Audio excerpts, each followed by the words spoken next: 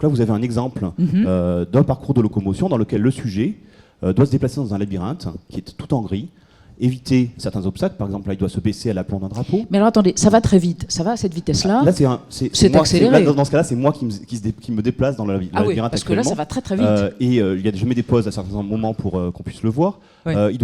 Le participant doit enjamber différents objets. Par exemple, là, une marche, il y en aura 2 sur le parcours. Et de manière autonome, se diriger vers une sortie ou vers une dalle d'arrivée. Donc, il y a un deuxième drapeau. Mais là, c'est à vitesse réelle.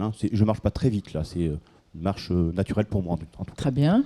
Et vous voyez ici, par exemple, le résultat de ce test-là a été fait à la fois en réalité virtuelle, mais également en utilisation physique, vraiment de manière réelle. Vous voyez sur la gauche de l'écran un patient atteint de rétinopathie pigmentaire qui réalise ce même test. Vous voyez que la vitesse n'est pas tout à fait la même.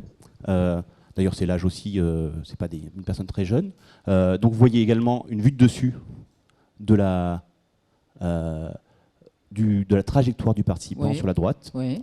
Et vous pouvez voir d'ailleurs que le premier drapeau n'a pas été vu. La personne ne s'est pas baissée, elle a heurté avec la tête. Alors c'est un drapeau en tissu, ça ne fait pas mal, mais c'est ce qu'on mesure, ce qu'on objective. C'est justement ça, c'est le nombre d'erreurs, quels sont les objets qui ont été touchés, le nombre de collisions avec le parcours, la vitesse de marche, les hésitations, à quel point ils sont capables de faire ces labyrinthes en fonction aussi de différents paramètres qu'on peut manipuler, comme la lumière qui est le paramètre principal qui permet de mettre les gens dans une difficulté plus importante et donc de détecter des formes plus précoces ou des conséquences dans la vie quotidienne plus précoces de la maladie.